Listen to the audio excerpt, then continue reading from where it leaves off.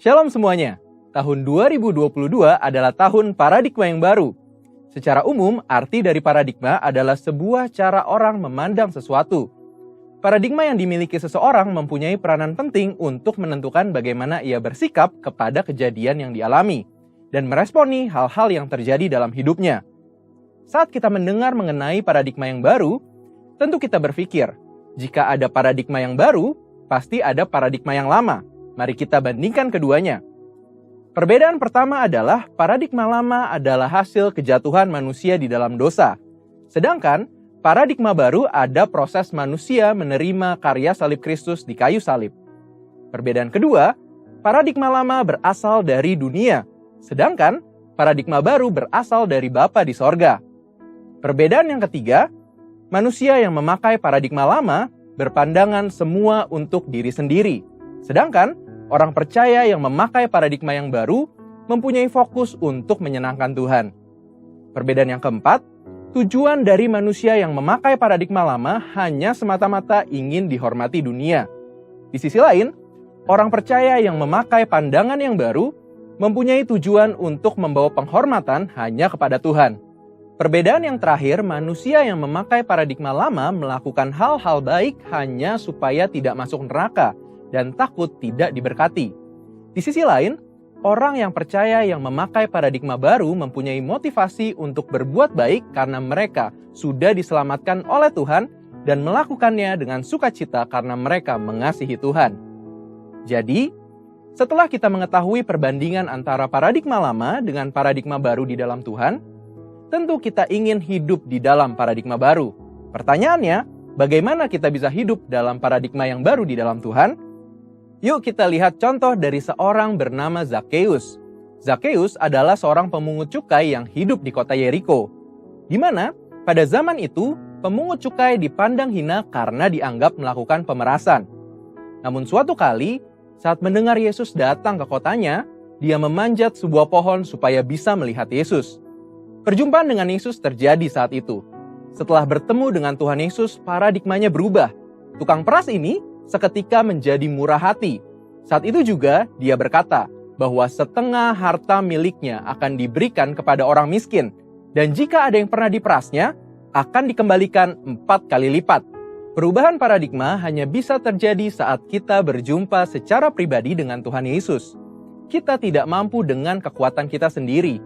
Bagaimana kita bisa mengalami perjumpaan dengan Dia?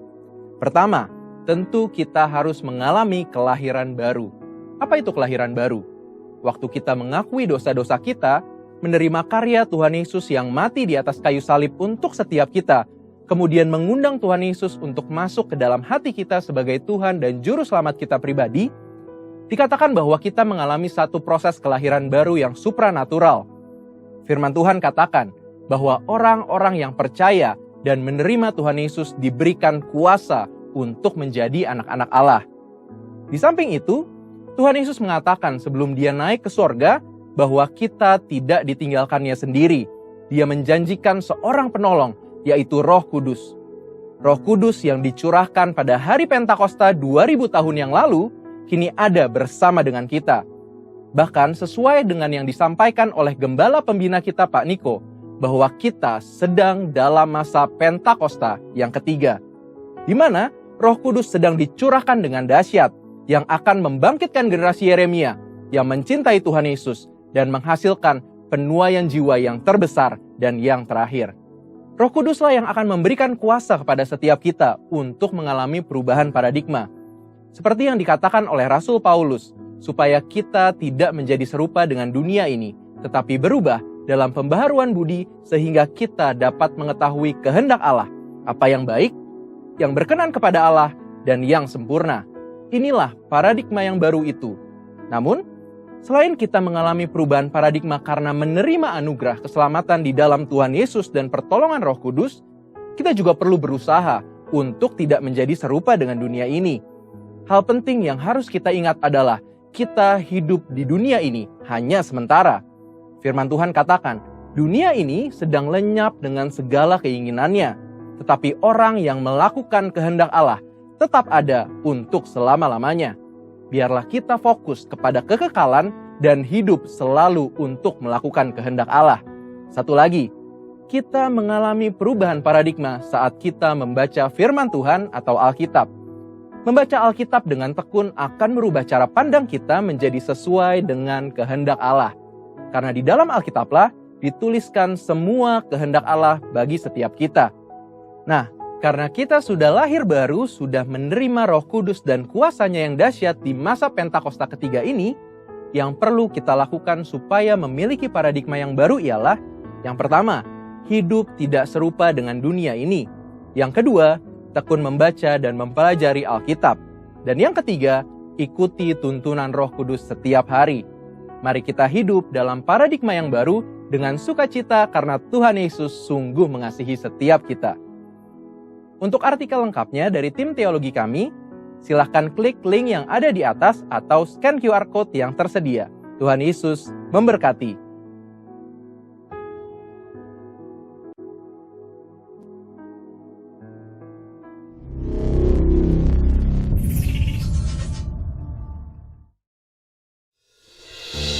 Shalom semua Bapak Ibu yang dikasihi Tuhan.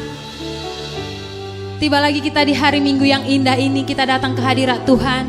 Kita bawa hati kita memuji menyembah Tuhan Allah kita yang setia, Allah kita yang mengasihi kita secara luar biasa.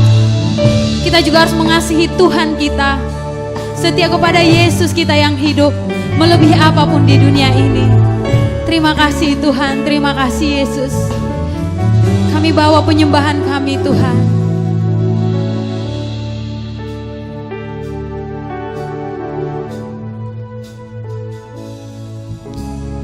Lord, you're more than anything. You're more than gold. You're more than anything. Lord, you're everything to me.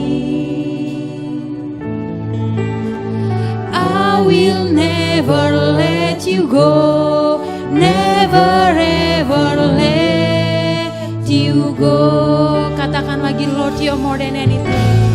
Lord, you're more than anything. You're more than gold. You're more than anything. Lord, you're everything to me. I will never let you go, never ever let you go. Your love is higher, your love is higher, higher than the heaven. Your mercy is deeper, deeper than the earth. Your grace is wider, wider than the ocean.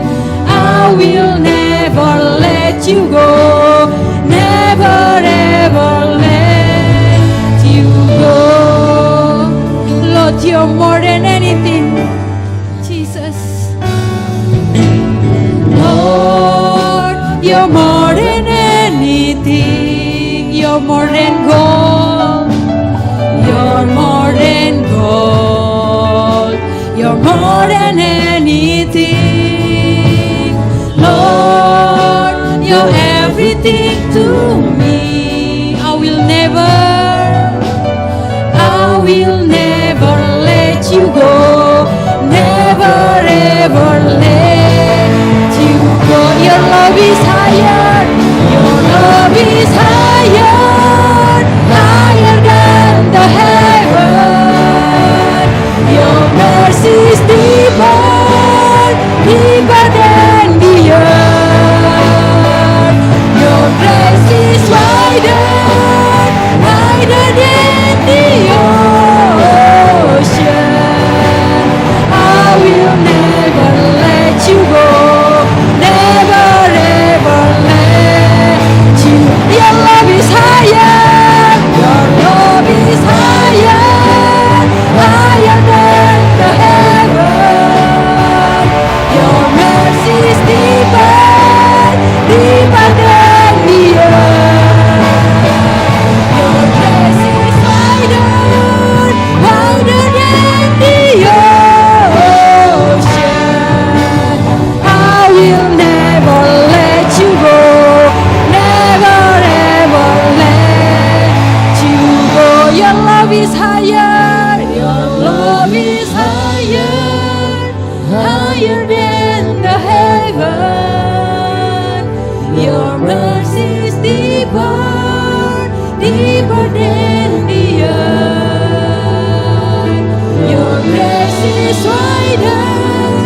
wider than the ocean.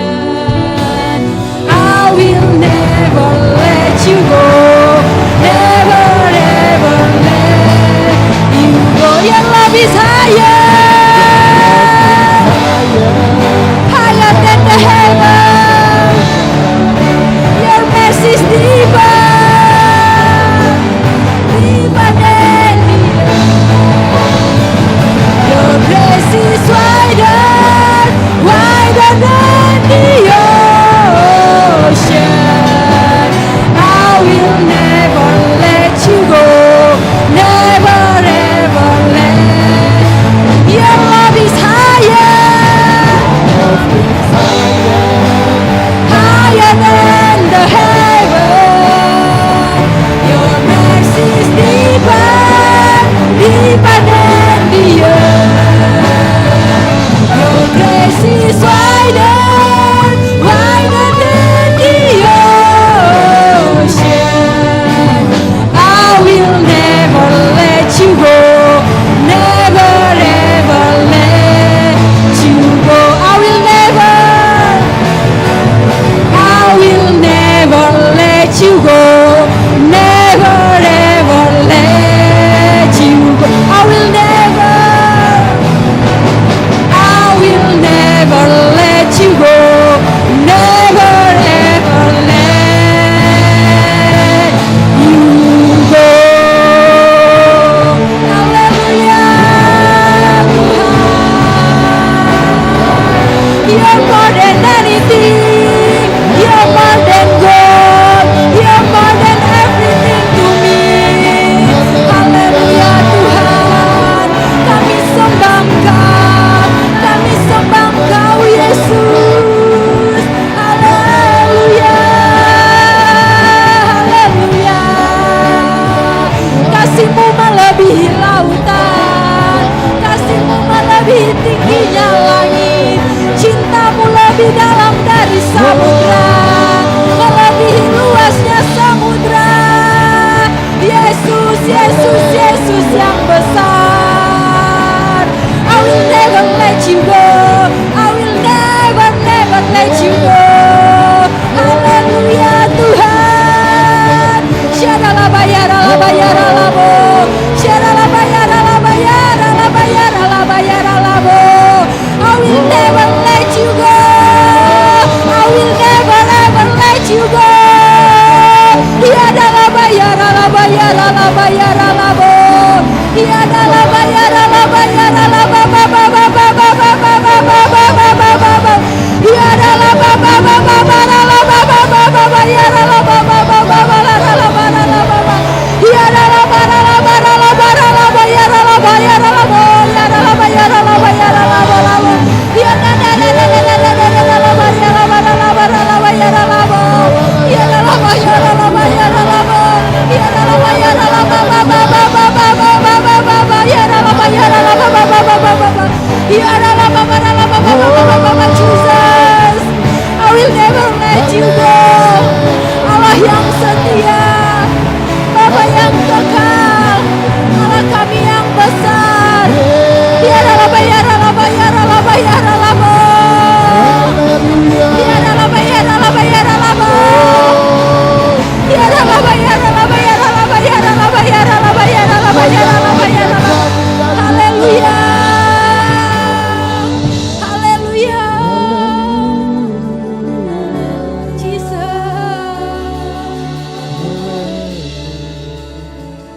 your love is higher, higher than the heaven. Your mercy is deeper, deeper than the earth. Your grace is wider, wider than the ocean. I will never let you go, never ever let you go. Your love is higher, higher than the heaven.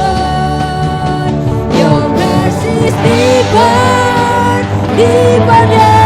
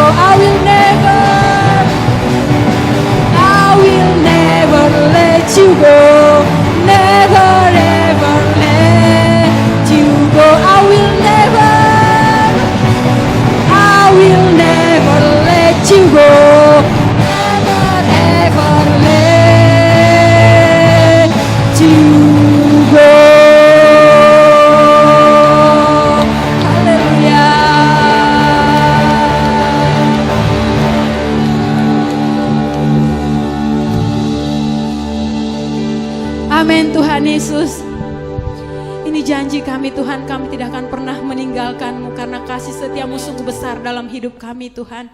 Engkau Yesus pengharapan kami Tuhan. Engkau Yesus sukacita kami Tuhan Yesus. Kami akan selalu menari untuk-Mu Tuhan Yesus. Terima kasih Bapa. Kami puji-pujian kami angkat kepada-Mu Tuhan Allah kami yang hidup. Amin. Yesuslah pengharapan kita di tengah badai hidup. Kepada Yesus kita percaya, kita pegang janjinya.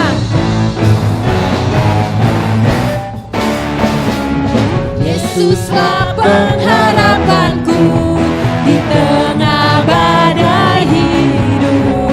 Kepadamu aku percaya, ku pegang janji-Mu. Ku dapat kemenangan di dalam nama-Mu. Yesus aku percaya, Yesus aku percaya, sungguh tiada yang mustahil bagi-Mu. Yesus aku percaya, Yesus aku percaya, pasti ku dapat mukjizat yang besar. Aku percaya. Yesuslah pengharapanku di tengah badai hidup. Kepadamu aku percaya, ku pegang janji-Mu. Ku dapat kemenangan di dalam nama-Mu. Yesus aku percaya, Yesus aku percaya, sungguh tiada yang mustahil bagi-Mu.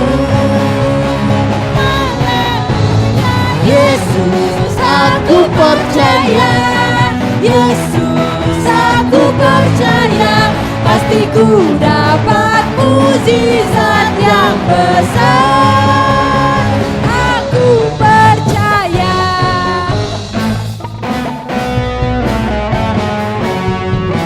Amin Tuhan. Kami hanya berharap kepada-Mu Tuhan. Kau Allah yang kami percaya, Kau Allah yang luar biasa.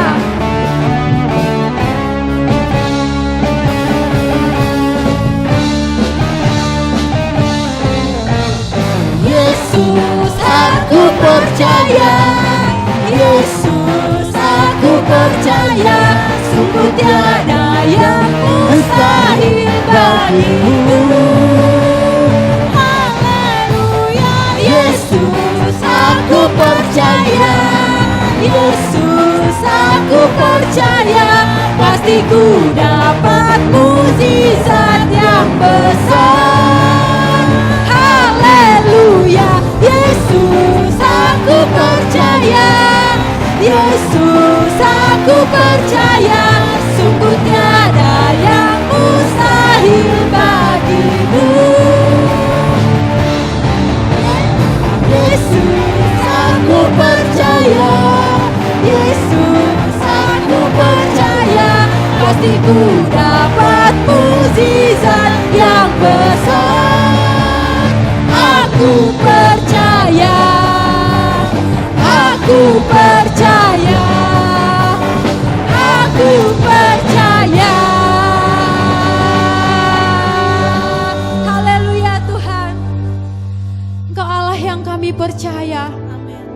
Kami berserah hanya kepada-Mu Tuhan.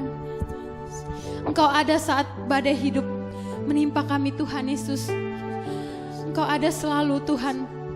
Oleh karena kemurahan Tuhan kami ada sampai saat ini Tuhan. Berkat Tuhan melimpah atas kami Tuhan. Terima kasih Bapa. Terima kasih Yesus. Terima kasih Allah kami yang hidup. Haleluya. Kami akan mendengarkan firman-Mu Tuhan. Berkat-Mu melimpah atas kami. Engkau berkati setiap orang yang mendengarkan Tuhan. Menjadi rema dalam hidup kami Bapa. Haleluya Tuhan. Terima kasih Tuhan. Oleh karena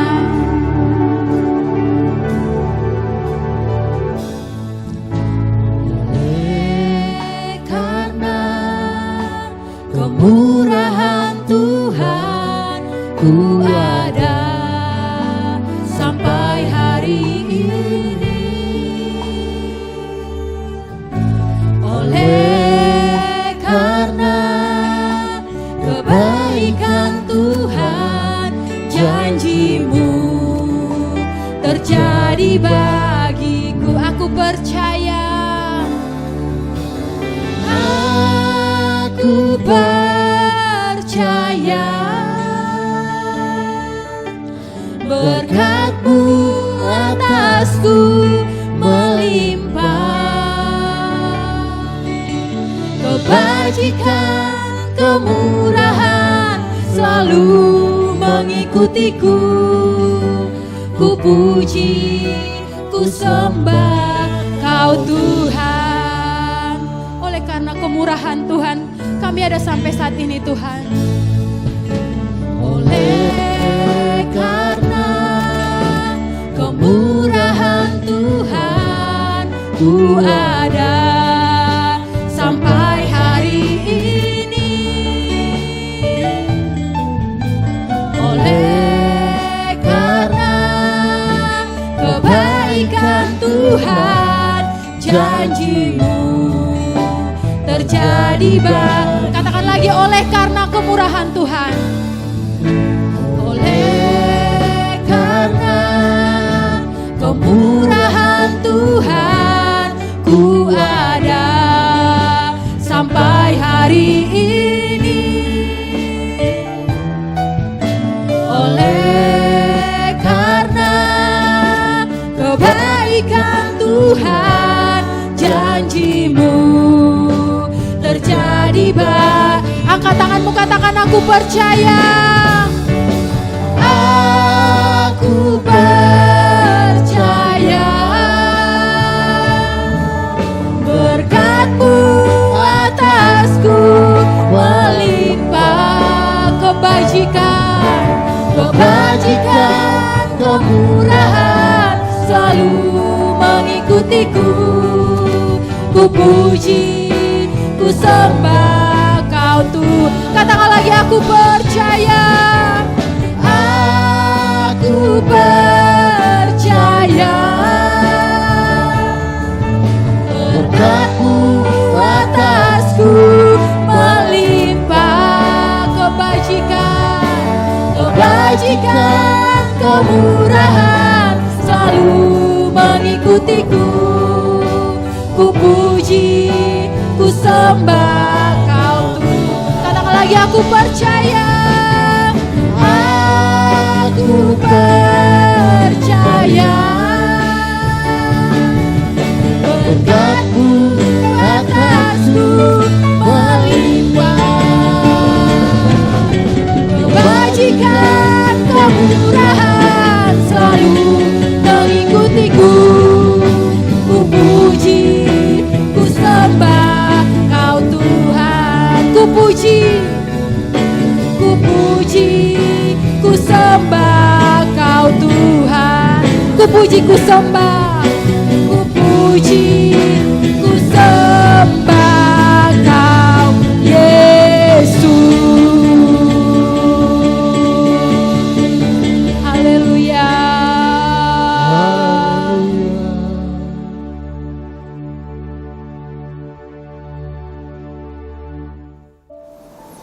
Shalom Bapak Ibu, saudara yang dikasihi Tuhan. Pada kesempatan ini saya ingin menyampaikan firman Tuhan dengan judul paradigma yang benar. Apakah itu?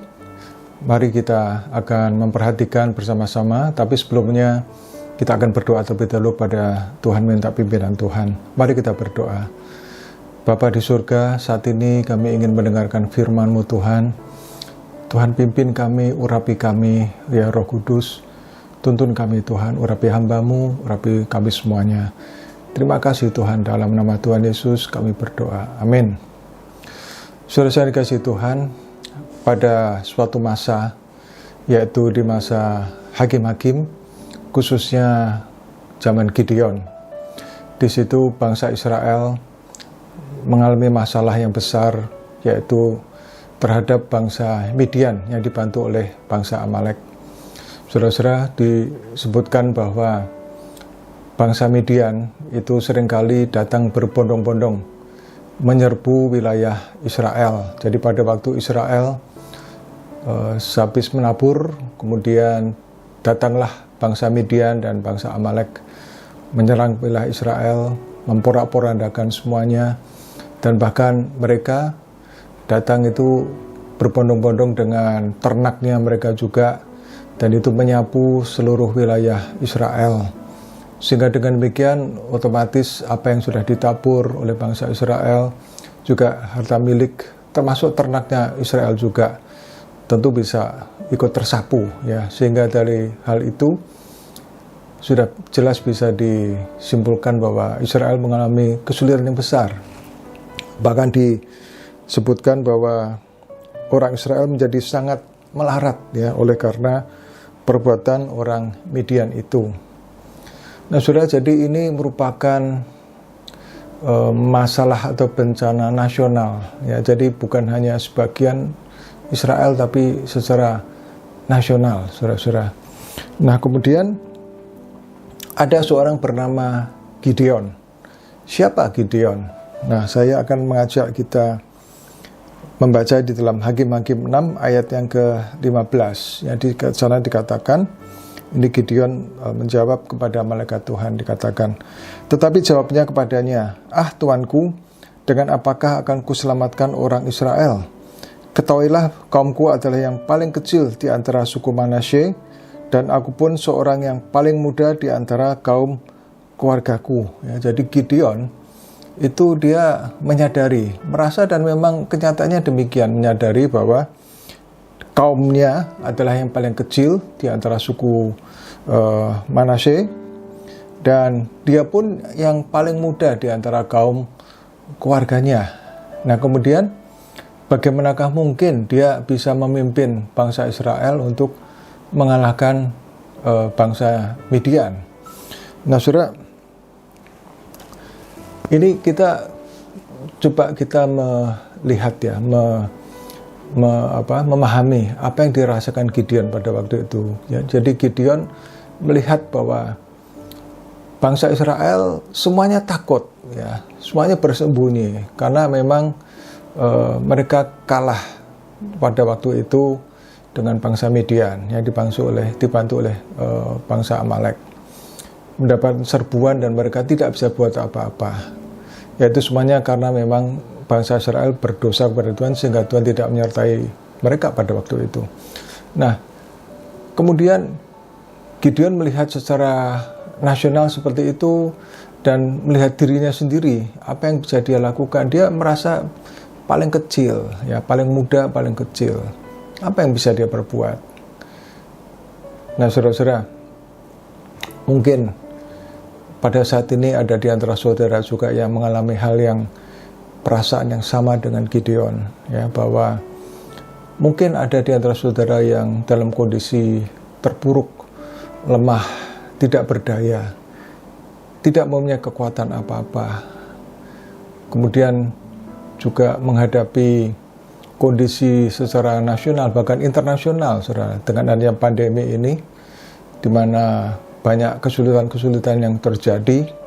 Kita tahu semuanya, termasuk dalam hal ekonomi, dalam hal sosial, semuanya banyak masalah yang timbul dan menyebabkan terjadi banyak kesulitan-kesulitan yang dihadapi oleh banyak orang. Mungkin ada di antara saudara yang merasa sudah tidak berdaya dan kemudian melihat juga pandemi belum berakhir dan memang banyak orang yang mengalami masalah. Apapun itu masalahnya, entah PHK, entah masalah hubungan keluarga atau masalah sakit penyakit, apapun juga, saudara-saudara. Mungkin ada yang mengalami seperti Gideon yang apa yang dialami oleh Gideon. Nah, saudara, mari perhatikan lebih lanjut, saudara-saudara. Kita melihat, ya, tadi dikatakan awal dari kisah Gideon seperti itu. Tapi kemudian kalau saudara membaca di dalam Hakim-Hakim, ya, itu di dalam kisah Gideon, apa yang saudara jumpai adalah Tuhan memutarbalikkan, membuat Gideon mengalami hal yang bertolak belakang, dari keterpurukan menjadi kemenangan, ya. Nah, saya mengajak melihat di dalam Hakim-Hakim 8 ayat 28 dikatakan begini. Demikianlah orang Midian tunduk kepada orang Israel dan tidak dapat menegakkan kepalanya lagi. Maka amanlah negeri itu 40 tahun lamanya pada zaman Gideon. Ya, ini luar biasa, saudara-saudara. Gideon yang tadinya terpuruk, dia yang merasa tidak berdaya, bahkan paling muda, paling kecil, dan seluruh bangsa tidak sanggup, tetapi kemudian kondisi berbalik. Dia mengalahkan bangsa Midian dan juga bangsa Amalek, sehingga tidak ada yang bisa menyerbu lagi. Ya, bahkan mereka bangsa Midian dan juga Amalek dikalahkan bertekuk lutut di hadapan bangsa Israel di bawah pimpinan Gideon. Bagaimana bisa kondisi menjadi terbalik seperti itu? Nah, untuk kita bisa mengetahui, mari kita perhatikan hal apa yang bisa membuat kondisi berbalik. Ya. Yang pertama-tama kita membaca di dalam Hakim-Hakim 6 ayat 11 dan 12, dikatakan oleh firman Tuhan demikian. Kemudian datanglah malaikat Tuhan dan duduk di bawah pohon tarbantin di Ofra, kepunyaan Yoas, orang Abiezer itu, sedang Gideon anaknya mengirik gandum dalam tempat pemerasan anggur agar tersembunyi bagi orang Midian. Malaikat Tuhan menampakkan diri kepadanya dan berfirman kepadanya demikian, Tuhan menyertai engkau, ya pahlawan yang gagah berani. Saudara perhatikan, apa yang kondisi Gideon, kenyataan sebenarnya apa? Gideon terpuruk, Gideon merasa paling kecil sukunya, kaumnya, dan dia paling muda di antara kaumnya, kaum keluarganya. Itu kondisi yang sebenarnya loh, saudara-saudara, yang Gideon lihat.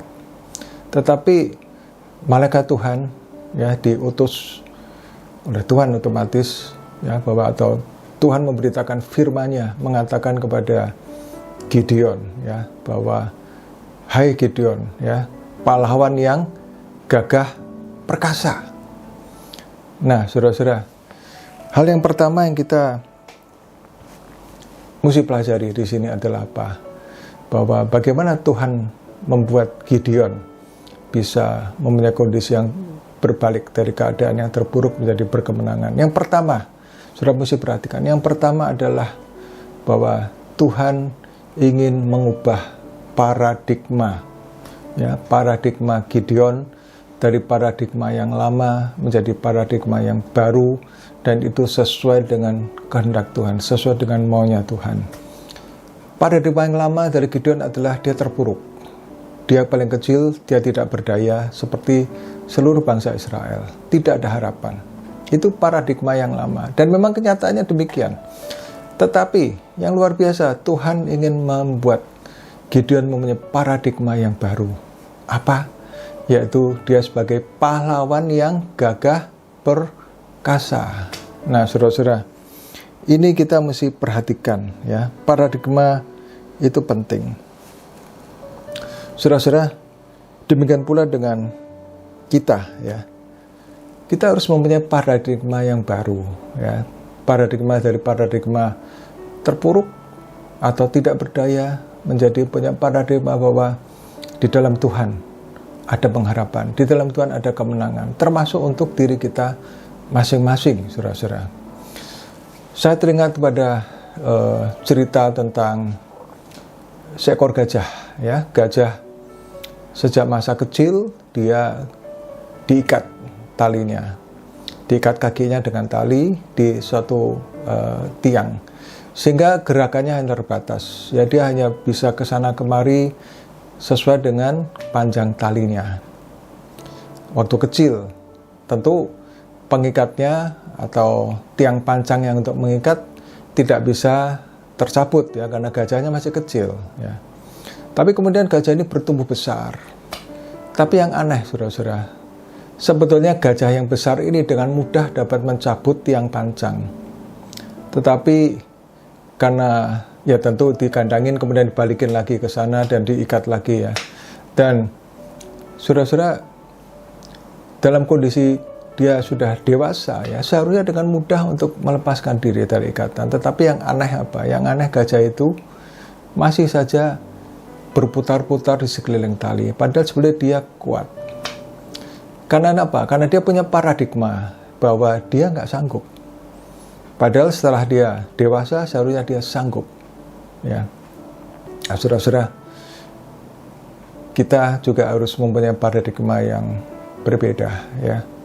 Paradigma yang berbeda.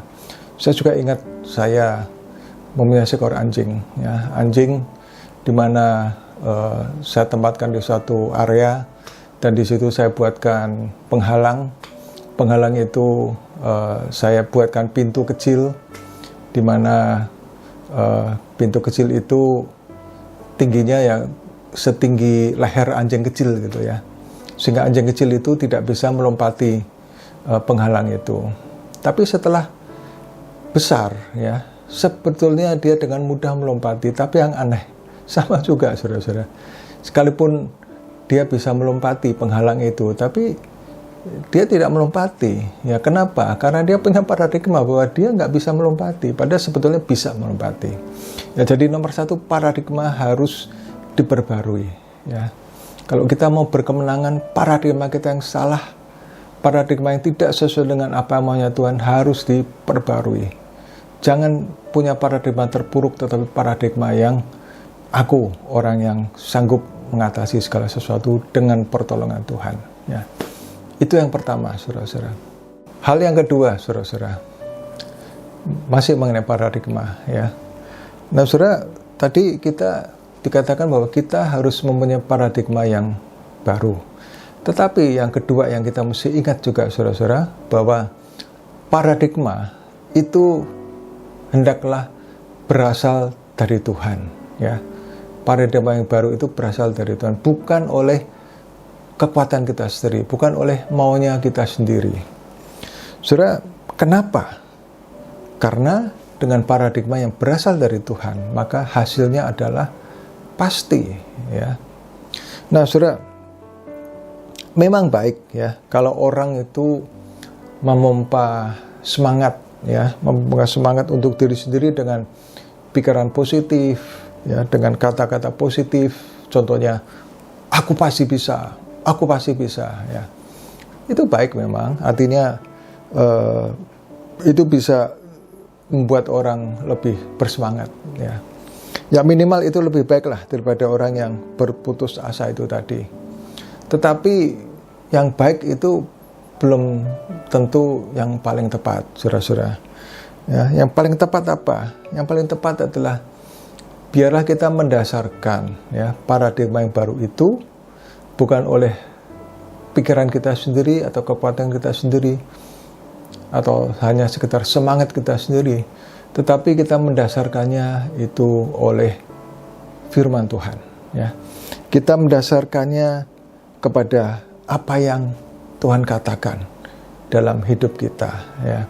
Karena Allah kita Allah yang hidup, saudara-saudara. Dia tahu setiap kondisi kita, dan setiap kali kita meminta, pasti Tuhan akan memberikan firman-Nya, saudara-saudara. Nah, saudara, Gideon itu tidak mengubah diri sendiri. Gideon itu diubah oleh Tuhan, ya. Ada firman Tuhan yang datang kepada Gideon, ya. Hai Gideon, pahlawan yang gagah perkasa. Itu perkataan dari firman Tuhan sendiri, bukan Gideon mencari-cari, saudara-saudara. Nah, demikian pula kita, ya, saudara, kita untuk bisa mengerti, kita untuk bisa mendapatkan paradigma yang baru dari firman Tuhan, tidak ada cara lain. Kita harus datang kepada Dia. Kita harus bergaul dengan Tuhan, ya, bergaul dengan firman-Nya, mencari Dia dengan segenap hati, ya. Ya, supaya apa? Tuhan memberikan pada kita paradigma yang baru, ya, pola pikir yang baru, pola pikir yang berasal dari firman Tuhan, ya. Itu penting sekali, ya. Kita harus selalu ingat, ya, bahwa keadaan tidak bisa mengubah firman Tuhan, tetapi firman Tuhan yang bisa mengubah keadaan. Kita harus ingat akan hal itu, saudara-saudara, ya. Nah, bagaimana sekali lagi supaya kita bisa mendapatkan paradigma yang berasal dari Tuhan? Adalah kita bergaul intim dengan Tuhan hari lepas hari, saudara-saudara. Hari lepas hari bergaul intim dengan Tuhan. Nah, kemudian yang ketiga, ya. Yang ketiga, saya mengajak kita membaca di Hakim-Hakim 6 ayat yang ke-32. Dikatakan, dan pada hari itu diberikan oranglah nama Yerubbaal kepada Gideon. Karena kata orang, biarlah Baal berjuang dengan dia setelah dirobohkannya mezbahnya itu. Ini berbicara tentang pertobatan, saudara-saudara, ya, di mana bangsa Israel itu karena dia dikatakan di awal, ya, kalau sudah baca di Hakim-Hakim tadi, di kisah Gideon tadi, bahwa orang Israel berdosa pada Tuhan. Salah satunya apa? Ya, menyembah berhala, ya. Maka juga tidak heran kalau banyak orang Israel pada waktu itu menyembah Baal, ya. Dan kemudian apa? Gideon disuruh merobohkan mezbah Baal. Nah, saudara, ini bicara tentang pertobatan, bicara tentang berbalik kepada Tuhan. Ibrani 12 ayat 1 mengatakan, karena kita mempunyai banyak saksi bagaikan awan yang mengelilingi kita, marilah kita menanggalkan semua beban dan dosa yang begitu merintangi kita, dan berlomba dengan tekun dalam perlombaan yang diwajibkan bagi kita. Saudara-saudara, tanggalkan semua beban dan dosa, karena itu memang merintangi jalan kita, merintangi, saudara-saudara. Saudara, pemulihan, ya, kalau Tuhan pulihkan seseorang atau satu bangsa, ya, itu berkaitan selalu diawali dengan cek diri, ya, cek diri untuk pertobatan. Memang, saudara-saudara, tidak semua masalah yang kita hadapi itu artinya kita berdosa sama Tuhan atau kita dihukum sama Tuhan. Tidak selalu seperti itu, ya. Bisa ya, bisa tidak. Nah, kalau tidak itu artinya apa? Memang kita sedang diuji untuk Tuhan ingin supaya iman kita meningkat. Tetapi memang juga kadang-kadang, ya, artinya saya katakan bahwa bisa ya, bisa tidak. Oleh sebab itu apa? Bahwa dalam setiap perubahan, ya, pembaruan, diawali dengan cek diri, ya. Jadi dalam hal ini kita periksa diri, apakah ada sesuatu yang dosa yang kita perbuat. Cepat-cepat bertobat, ya, saudara-saudara. Karena tangan Tuhan itu tidak kurang panjang untuk menyelamatkan, ya. Pendengarannya tidak kurang tajam untuk mendengar, ya. Yesaya mengatakan demikian. Yang menjadi penghalang itu, ya, dosa manusia, saudara-saudara. Sebab itu bertobat, ya. Jadi yang pertama, saudara-saudara, sudah tahu bahwa paradigma kita harus supaya mempunyai keadaan yang bisa berbalik dari terpuruk menjadi berkemenangan. Yang Tuhan ingin lakukan apa? Pertama, mengubah paradigma dari paradigma yang salah menjadi paradigma yang baru. Dan yang kedua, paradigma yang baru itu bukan berasal dari semangat sendiri atau diri sendiri, tetapi itu harus berasal dari Tuhan berdasarkan apa yang Tuhan firmankan, ya. Dan yang ketiga, bahwa pemulihan itu diawali dengan cek diri. Kalau ada suatu dosa yang kita mesti bertobat, cepat-cepat kita bertobat, ya. Dan yang keempat, saudara-saudara, kita akan melihat, ya, bagaimana Tuhan itu mempersiapkan Gideon, ya, dengan untuk suatu pertemuan yang besar, ya. Tuhan mempersiapkan Gideon untuk suatu pertempuran yang besar. Bayangkan, saudara-saudara, bangsa Midian dibantu dengan bangsa Amalek itu seperti dikatakan, ya, nah, itu berlaksa-laksa begitu, ya, begitu banyak. Kemudian Gideon justru menghadapi dengan apa? Kalau saudara lihat cerita selanjutnya, tidak semua bisa kita bacakan karena waktu, tapi saya harap saudara mempelajari kembali kisah Gideon, ya, membaca kembali di Hakim-Hakim, saudara. Di situ dikatakan bahwa Gideon itu hanya dengan 300 orang mereka menghadapi bangsa Midian. Nah, saudara, bagaimana Gideon bisa berani, ya, atau dipersiapkan menghadapi bangsa Midian yang ditakuti oleh bangsa Israel pada waktu itu, dan hanya dengan 300 orang saja. Itu tentu Tuhan persiapkan, saudara. Ya, demikian juga dengan kita, saudara-saudara, ya. Tuhan ingin mempersiapkan kita supaya kita bisa menghadapi semua kesulitan dengan berkemenangan dan dengan keberanian, dengan hasil yang baik, ya, dan dengan dengan suatu keyakinan yang teguh, dipersiapkan. Nah, bagaimana Tuhan mempersiapkan Gideon? Nah, Tuhan itu melatih dengan pengalaman-pengalaman bersama dengan Tuhan, yang mulai dari hal-hal yang kecil sampai hal yang besar.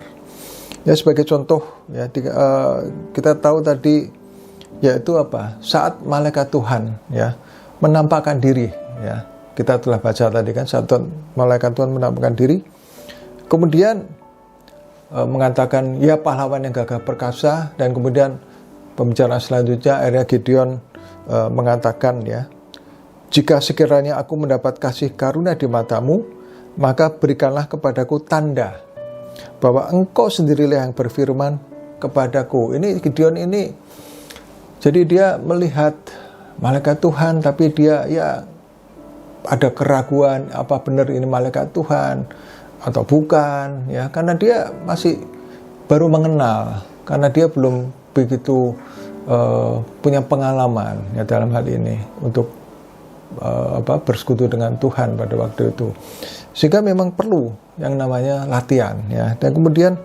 dikatakan, ya, bahwa kata Gideon selanjutnya, janganlah kiranya pergi dari sini sampai aku datang kepadamu membawa persembahanku dan meletakkannya di hadapanmu.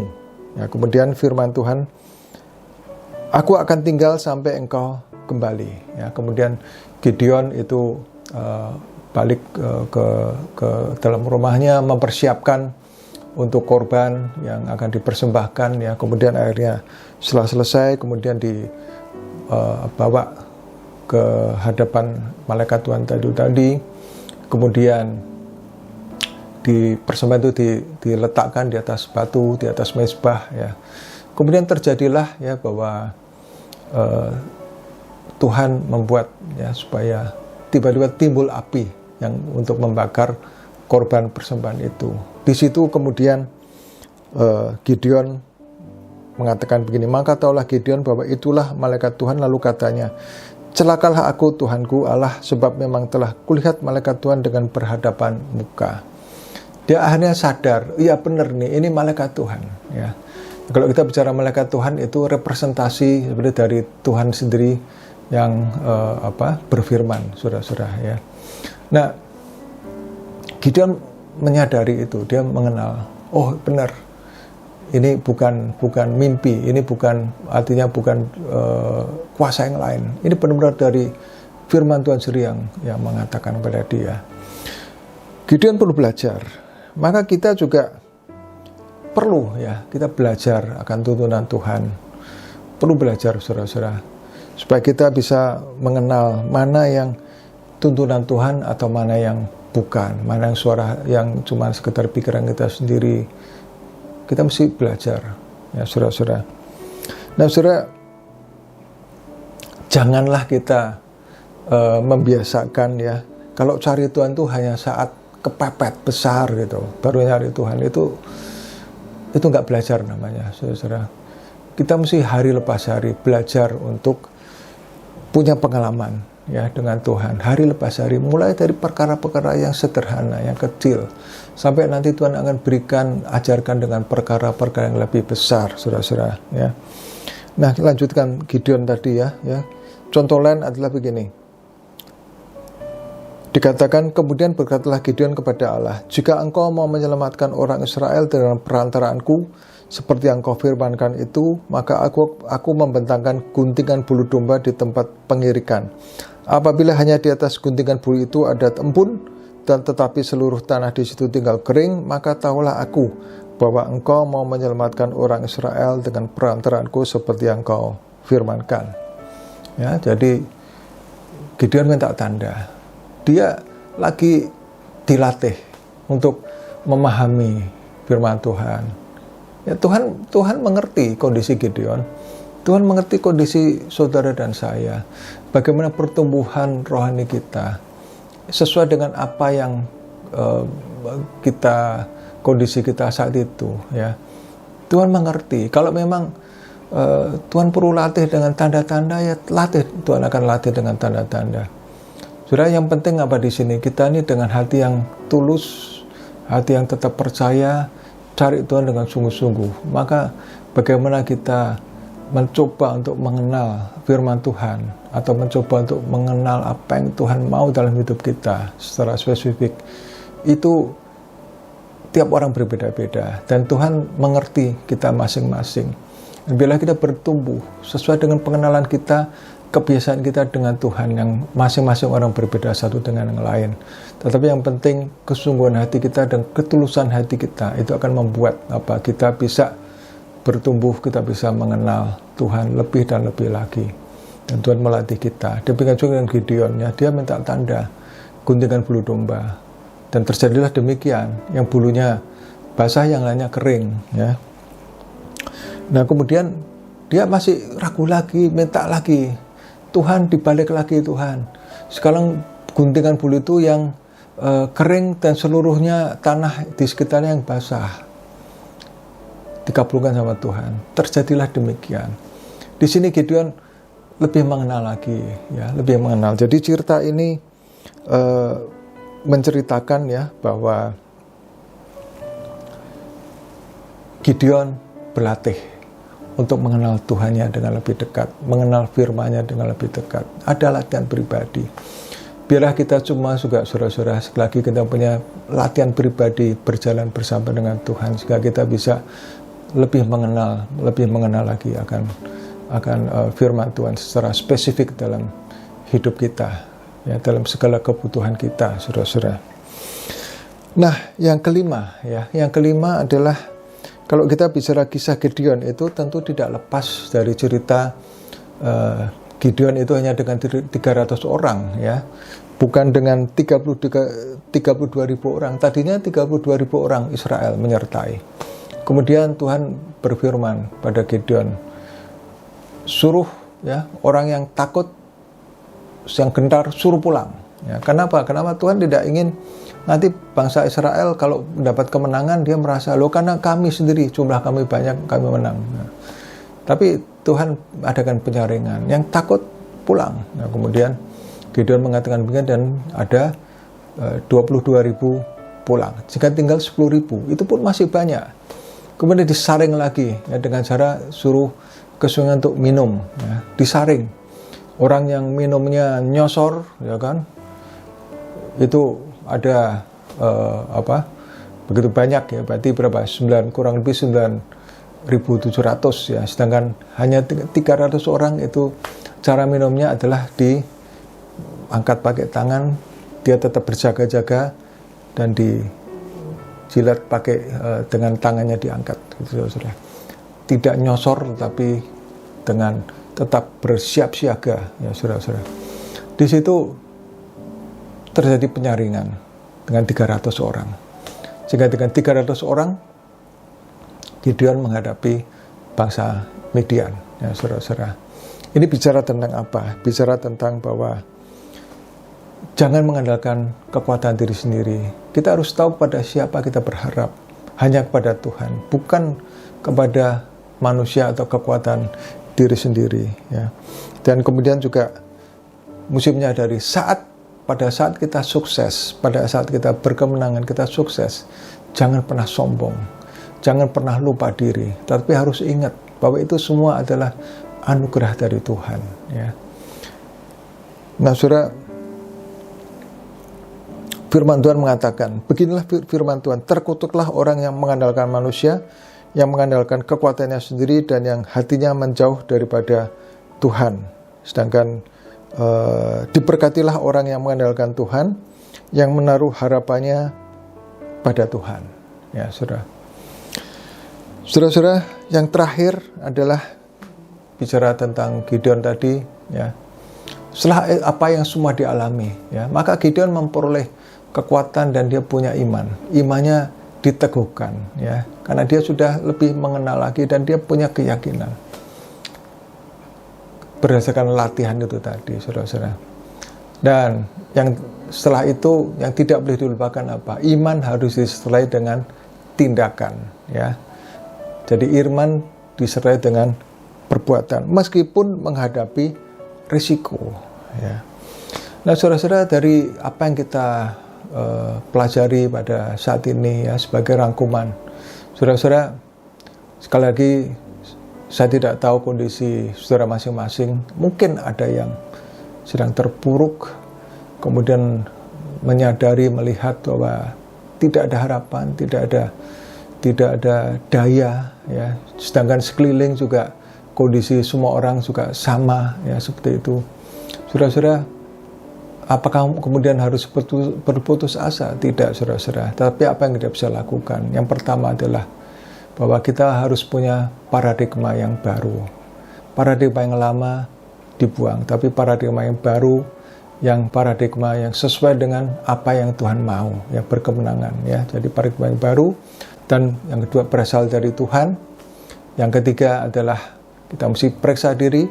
Kalau ada dosa yang begitu merintangi, kita buang, ada pertobatan, ya. Kemudian yang berikutnya adalah kita mesti melatih diri kita, mengenal, berjalan bersama Tuhan, mulai dari hal-hal yang kecil, ya, berjalan sama Tuhan, sehingga kita merasakan kita kenal Dia lebih dan lebih lagi, ya, saudara-saudara. Dan kemudian yang berikutnya adalah andalkan hanya Tuhan, jangan mengandalkan manusia atau diri sendiri. Dan saat kita berkemenangan sukses nanti, tetap ingat jangan sombong, ya, bahwa semua itu berasal dari Tuhan. Dan yang terakhir adalah iman harus disertai dengan perbuatan, dengan tindakan. Kalau kita lakukan itu semuanya, saudara-saudara, maka kemenangan itu menjadi milik kita. Amin. Yuk, mari kita berdoa. Bapa di surga, terima kasih buat firman-Mu yang telah kami dengarkan pada saat ini. Tuhan, hamba-Mu berdoa Tuhan untuk setiap umat Tuhan yang mendengar akan firman-Mu pada saat ini. Tuhan, apapun kondisi dari anak-anak-Mu Tuhan, seberapa beratnya, seberapa terpuruknya Tuhan, tapi Tuhan, Engkau Allah yang luar biasa, yang sanggup mengubahkan segala sesuatu. Biarlah Tuhan, kami semua boleh mempunyai paradigma yang baru, yang berasal dari Tuhan. Kami terus Tuhan, berjalan bersama Tuhan. Dan Tuhan, biarlah Tuhan, kami boleh beriman dan kami bertindak sesuai dengan apa yang Tuhan kehendaki, dan Tuhan memberikan pada kami kemenangan. Terima kasih ya Tuhan, terima kasih. Terpujilah nama Tuhan. Dalam nama Tuhan Yesus, kami berdoa dan mengucapkan syukur. Amin. Nah, mari saudara-saudara, saya mengajak kita angkat tangan dan kita mohon berkat dari Tuhan. Saudara yang dikasihi Tuhan, terimalah berkat, pertolongan, kasih yang sempurna dari Allah Bapa di surga, di dalam anaknya yang tunggal, Yesus Kristus Tuhan, serta persekutuan manis dengan Roh Kudus menyertai saudara-saudara sekalian, mulai saat ini sampai Maranatha, Tuhan Yesus datang kali yang kedua untuk menjemput kita semuanya, dan bahkan sampai selama-lamanya. Yang percaya sama-sama katakan, amin. Tuhan memberkati.